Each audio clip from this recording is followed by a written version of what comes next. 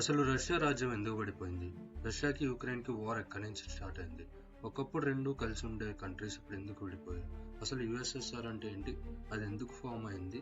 మొత్తం అంతా హిస్టరీలోకి వెళ్ళి క్లియర్ కట్గా తెలుసుకుందాం రండి. ఈ వీడియోలో మీకు ఒక ఐడియా వస్తుంది అసలు ఎందుకు ఇదంతా జరిగిందని. నికోలస్ II రష్యాకు ఆఖరి రాజు. ఇతని పూర్ లీడర్షిప్ వల్ల, మిలిటరీ డిజాస్టర్స్ వల్ల, బ్యాడ్ డెసిషన్స్ వల్ల రష్యా రాజ్యం కుప్పకూలిపోయింది. సరిగ్గా అదే సమయంలో వరల్డ్ వార్ I మొదలైంది. రష్యా మీద ఇంకా ప్రెజర్ పెరిగింది. వరల్డ్ వార్ Iలోని రష్యా గెలిచినప్పటికీ కూడా కనీసం 20 లక్షల మంది రష్యన్ సైనికులు దారుణంగా మరణించారు. ఎందుకంటే వాళ్ళ దగ్గర ఆర్టిలరీ లేదు, మంచి ఎక్విప్మెంట్ లేదు. వరల్డ్ వార్ I అవుతున్నప్పుడే ఒక చిన్న ప్రొవిజనల్ గవర్నమెంట్ని అక్కడ ఫామ్ చేశారు. నికోలస్ IIని అతని అధికారం నుంచి దించేశారు. అది 1917లో. 1918లో అతనితో సహా అతని పిల్లల్ని, అతని భార్యని అందరినీ ఎగ్జిక్యూట్ చేసేశారు. అక్కడున్న ప్రొవిజనల్ గవర్నమెంట్కి, ఆ దేశంలో ఉన్న విప్లవకారులకి సివిల్ వార్స్ అయ్యాయి. ఆ విప్లవాన్ని లీడ్ చేసింది వ్లాడిమిర్ లెనిన్. ఆయన యుఎస్ఎస్ఆర్ 1922లో ఫామ్ చేశారు. యుఎస్ఎస్ఆర్ అంటే యూనియన్ సోవియట్ సోషలిస్ట్ రిపబ్లిక్. అంటే తను స్లోగా ఒక్కొక్క కంట్రీని కలుపుకుంటూ ఈస్ట్ సైడ్లో ఉన్నవి, అంటే for example Ukraine, Belarus, Tajikistan, Kazakhstan ఇలాంటి కంట్రీస్ని కలుపుకుంటూ మళ్ళీ దేశం మొత్తాన్ని రిఫార్మ్ చేశారు. ఇలా రిఫార్మ్ చేస్తూ స్థాపించిందే ఈ యూనియన్. ఇలా లెనిన్ ఫామ్ చేసిన ఈ యుఎస్ఎస్ఆర్ అనే యూనియన్లో ఒక 15 కంట్రీస్ పాల్గొన్నాయి. అందులోని Ukraine is one of the country. ఇప్పుడు రష్యా అన్నిటికన్నా పెద్ద కంట్రీ కాబట్టి ఈ చిన్న కంట్రీస్ అన్ని దాని మీద రిలే అవ్వచ్చు. ఎలాంటి ప్రాబ్లమ్స్ వచ్చినా పొలిటికల్గా కానీ, ఆర్థికంగా కానీ, ఏ విధంగానైనా సరే, ఎడ్యుకేషన్లో కానీ, హెల్త్ పరంగా కానీ, ఏ విధంగానైనా మిలిటరీ సపోర్ట్లో, సెక్యూరిటీలో కూడా సపోర్ట్ ఉంటాయని ఒక కంట్రీ మీద ఇంకో కంట్రీ రిలే అవ్వచ్చు అని చెప్పి ఇవన్నీ ఒక యూనియన్లో ఫామ్ అయ్యాయి. But still the dominance is always with Russia. ఎందుకంటే Russia is one of the biggest country and biggest territory. Western side countries అన్ని యుఎస్ఎస్ఆర్ ర్యాపిడ్ గ్రోత్ని చూసి భయపడి అన్నీ కలిపి నాటోని పెట్టుకున్నాయి. నాటో అంటే నార్త్ అట్లాంటిక్ ట్రీటీ ఆర్గనైజేషన్. ఇది 1949లో స్థాపించారు. అయితే ఇప్పుడు ఈస్టర్న్ సైడ్ కంట్రీస్ అన్ని ఏవైతే ఉన్నాయో అవి కనుక వెస్టర్న్ సైడ్ కంట్రీస్లో దేని మీదైనా అటాక్ చేశాయంటే ఈ నాటో వెళ్ళి ఈస్టర్న్ సైడ్ కంట్రీస్ మీద అటాక్ చేస్తుంది. ఇప్పుడు ఈ నాటోలో ఒక 32 వెస్టర్న్ కంట్రీస్ కొలాబరేట్ అయి ఉన్నాయి. అందులోని United States, UK, France, Spain, Turkey, Norway, Canada అంటూ ఈ 32 కంట్రీస్ మొత్తం వెస్టర్న్ టెరిటరీని సేవ్ చేసుకుంటాయి. ఇంకా అప్పటి నుంచి యుఎస్ఎస్ఆర్కి, నాటోకి ఒక రకమైన కాంపిటీషన్ స్టార్ట్ అయింది. Cold wars and proxy wars. నీ దగ్గర ఎన్ని న్యూక్లియర్ బాంబ్స్ ఉన్నాయంటే నా దగ్గర ఎన్ని న్యూక్లియర్ బాంబ్స్ ఉన్నాయి. నీ దగ్గర ఎంతమంది సోల్జర్స్ ఉన్నారంటే నా దగ్గర ఎంతమంది సోల్జర్స్ ఉన్నాయి. సో ఈ విధమైన కాంపిటీషన్ని కోల్డ్ వార్ అంటారు. అండ్ ప్రాక్సీ వార్స్ అంటే ఒక కంట్రీని అడ్డు పెట్టుకుని ఇంకో కంట్రీతో యుద్ధం చేయడం. ఫర్ ఎగ్జాంపుల్ అమెరికా ఇప్పుడు యుక్రెయిన్తో చేస్తున్నట్టు. ఒక పక్క అది అలా ఉండే, ఇంకో పక్క వరల్డ్ వార్ II స్టార్ట్ అయింది. వరల్డ్ వార్ II 1939 నుంచి 1945 మధ్యలో అయింది. జర్మనీ రష్యాతో ఒక ఒప్పందం చేసుకున్నా కూడా వార్కి రామని చెప్పి స్టిల్ జర్మనీ రష్యా మీదకి యుద్ధానికి వెళ్ళింది. అందులోని జర్మనీ తుక్కుగా ఓడిపోయింది. స్టాలిన్గ్రాడ్ అనే ఒక పాయింట్లోనే జర్మనీని వెనక్కి తోసింది రష్యా. రష్యా ఈ వార్లో గెలిచినప్పటికీ కానీ చాలా ఆర్థికంగా నష్టపోయింది. కానీ ఆ మధ్యలో 1945 నుంచి 1991 వరకు రష్యా ఎయిర్ ఫ్లీట్లో కానీ, రాకెటరీలో కానీ, స్పేస్ లాంచెస్లో కానీ, ఇన్వెన్షన్ ఆఫ్ న్యూక్లియర్ బాంబ్స్లో కానీ ఎక్కడా తగ్గలేదు. బ్యాడ్ ఎకానమీ వల్ల, పొలిటికల్ ఇంబ్యాలెన్సెస్ వల్ల యుఎస్ఎస్ఆర్ 1991లో కూలిపోయింది. అదే దొరికిన సమయంలో యుక్రెయిన్ రష్యాతో ఒక ఒప్పందానికి వచ్చింది. మా దగ్గర ఉన్న వార్ హెడ్స్ అన్ని మీకు ఇచ్చేస్తాం, కానీ మీరు మాకు ఫ్రీడమ్ ఇవ్వండి అని ఒక అగ్రిమెంట్ చేసుకుంది. ఆ అగ్రిమెంట్ పేరే బుదాపెస్ట్ మెమోరాండం. ఇది 1994లో చేసుకున్నారు. సో దీనికి విట్నెసెస్ యూకే అండ్ ఫ్రాన్స్ కూడా, యుఎస్ఏ కూడా ఉన్నాయి. అసలు యుక్రెయిన్ వార్ హెడ్స్ వాళ్ళకి ఎందుకు ఇచ్చిందంటే ఈ యొక్క న్యూక్లియర్ వెపన్స్కి కంట్రోల్ అంతా రష్యా మాస్కోలో ఉంది. హిస్టరీ అయిపోయింది. ఇప్పుడు అసలు కాన్ఫ్లిక్ట్లోకి వెళ్దాం రండి. ఇదే యుక్రెయిన్. ఇప్పుడు ఈ యుక్రెయిన్లో కూడా ఈస్ట్ సైడ్ యుక్రెయిన్ అని, వెస్ట్ సైడ్ యుక్రెయిన్ అని రెండు పార్ట్స్ ఉన్నాయి. ఈ ఈస్ట్ సైడ్ యుక్రెయిన్ ఏదైతే ఉందో అంటే ఈ డాన్బాస్ రీజియన్ మొత్తం రష్యన్ సపోర్టెడ్ పీపుల్ ఉంటారు.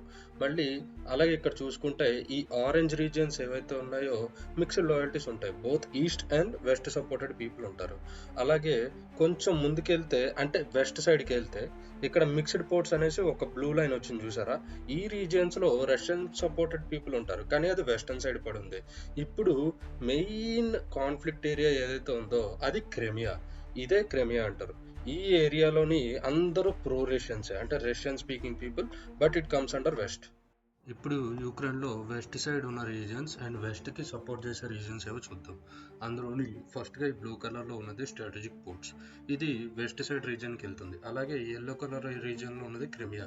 ఇక్కడ రష్యన్ స్పీకింగ్ పీపుల్ ఉన్నా సరే అది వెస్ట్ రీజియన్లోకి వెళ్తుంది. కొంచెం పైకి వెళ్తే గ్రీన్ కలర్లో ప్రొజెక్ట్ అయ్యేది ఏదైతే ఉందో ఈ రీజియన్ అంతా వెస్టర్న్ సపోర్టెడ్ అనమాట. వెస్టర్న్ కంట్రీస్కి సపోర్ట్ చేస్తూ ఉండే యుక్రేనియన్స్ అక్కడ ఉంటారు. ఎందుకంటే దే బిలీవ్ ఇన్, వాళ్ళు ఏం నమ్ముతారంటే ఎంప్లాయ్మెంట్ అది ఎక్కువ క్రియేట్ అవుతుంది కదా అని.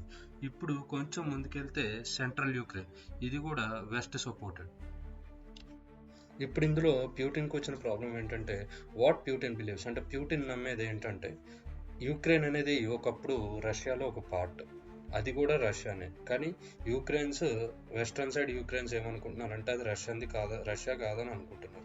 సో ఇప్పుడు ఈ వెస్ట్ సైడ్ యూక్రెయిన్ వాళ్ళంతా వెస్ట్ కంట్రీకి సపోర్ట్ చేయడం వల్ల, మెయిన్లీ యునైటెడ్ స్టేట్స్కి, యూకేకి, ఫ్రాన్స్కి అలాంటి కంట్రీస్కి సపోర్ట్ చేయడం వల్ల ప్రాబ్లం ఏంటంటే ఫస్ట్ వీళ్ళు ఎంప్లాయ్మెంట్ ఇస్తాము, కంట్రీని డెవలప్ చేస్తాము, బాగుపరుస్తాము అని చెప్పుకునే వస్తారు.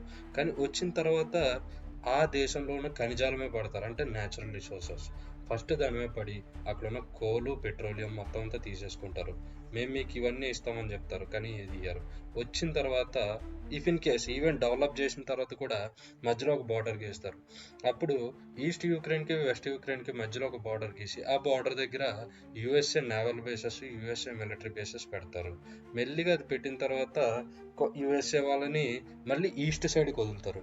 మళ్ళీ ఈస్ట్ సైడ్ యూక్రెయిన్లోకి వెళ్ళి అక్కడ మెల్లిగా ఫ్రెండ్షిప్ పెంచుకుని, డెవలప్ చేసుకుని, వాళ్ళ కల్చర్ వీళ్ళ కల్చర్ని మిక్స్ చేసుకుని, మొత్తం అంతా చేసుకుని మెల్లిగా అది కూడా తీసేసుకోవడానికి ట్రై చేస్తారు. సో దీన్నే కొలనైజేషన్ అని అంటారు.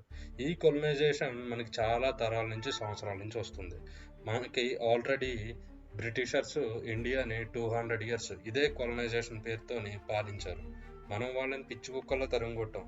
కానీ ఇలాంటి డ్యామేజ్ రష్యాకి ఎప్పుడు అవ్వకూడదు, అలాగే యూక్రెయిన్కి ఎప్పుడు అవ్వకూడదు అనే పాయింట్ ఆఫ్ వ్యూలోనే యూక్రెయిన్ కోసం పోరాడుతుంది రష్యా, అంటే నథింగ్ బట్ ప్యూటిన్. ఇప్పుడు ఒక విధంగా వార్ చెప్పాలంటే ప్యూటిన్కి ట్రంప్కే. మళ్ళీ ఒకప్పుడు యుఎస్ఎస్ఆర్కి, నాటోకి.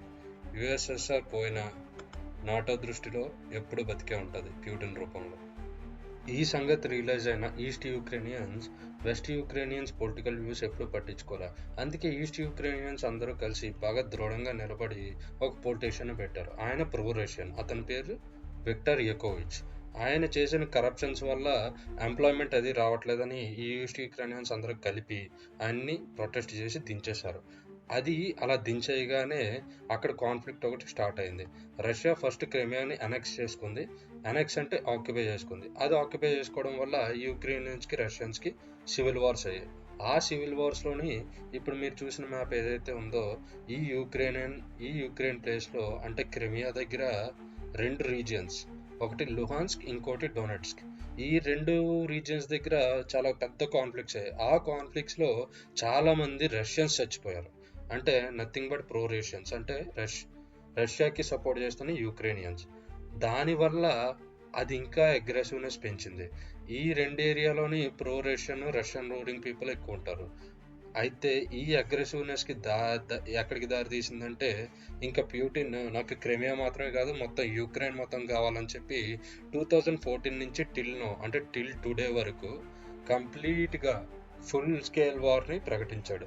ఆ ఫుల్ స్కేల్ వార్లో ఇప్పటివరకు చాలా వరకు ఆక్యుపై చేసుకున్నారు రష్యన్స్. ఇదిలా జరగగానే జెలెన్స్కీ ఈయూని అప్రోచ్ అయ్యాడు. ఈయూ అంటే యూరోపియన్ యూనియన్. మనకి క్రిమియా వెస్ట్ సైడ్ ఉంది కానీ క్రిమియాని కూడా అనెక్స్ చేస్తున్నాడు, అంటే ఆక్యుపై చేస్తున్నాడు ప్యూటిన్ అని చెప్పి వెస్ట్కి వెళ్ళి జెలెన్స్కీ హెల్ప్ అడిగాడు. ఈ వెస్ట్కి వెళ్ళగానే ఇమీడియట్గా నాటో యాక్టివ్ అయిపోయింది.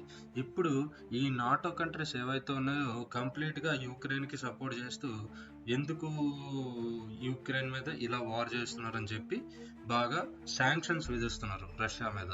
ఒక విధంగా చెప్పాలంటే అదొక టైప్ ఆఫ్ బ్యారియర్స్ పెడుతున్నారు. ఆ బ్యారియర్స్ని ఆల్రెడీ ఎలాగో పట్టించుకోలేదు ప్యూటిన్, తీసి పడేశాడు. ఇప్పుడు ఇప్పటి వరకు యూక్రెయిన్లో ఎంతవరకు రష్యా ఆక్యుపై చేసింది అనడానికి ఈ క్లిప్లోని మనం చూస్తే ఆల్రెడీ డొనెట్స్క్ అండ్ లుహాన్స్క్ వీళ్ళు ఈ రెండు రీజన్స్ రష్యా సపోర్టెడ్ రీజన్సే కాబట్టి ఇది ఆల్రెడీ రష్యా అండర్లోకి వెళ్ళిపోయింది. ఆ తర్వాత కొంచెం కిందకి వెళ్తే క్రిమియా, ఆల్రెడీ ఇక్కడ ముందే దీన్ని ఆక్యుపై చేశారు. క్రిమియా తర్వాత పైకి వెళ్ళి చూస్తే ఇంకొన్ని రీజియన్స్ రెడ్డిష్ కలర్లో హైలైట్ అయి ఉన్నాయి. ఇలా ఒక 5 రీజియన్స్ అంటే ఒక 19 to 20% వరకు ప్యూటిన్ యుక్రెయిన్ ఆక్యుపై చేసేసుకున్నారు. ఇలాంటి మరిన్ని వీడియోస్ కోసం లైక్ అండ్ సబ్స్క్రైబ్ చేసుకోండి, నోటిఫికేషన్స్ ఆన్ చేసుకోండి మర్చిపోకండి. Thank you.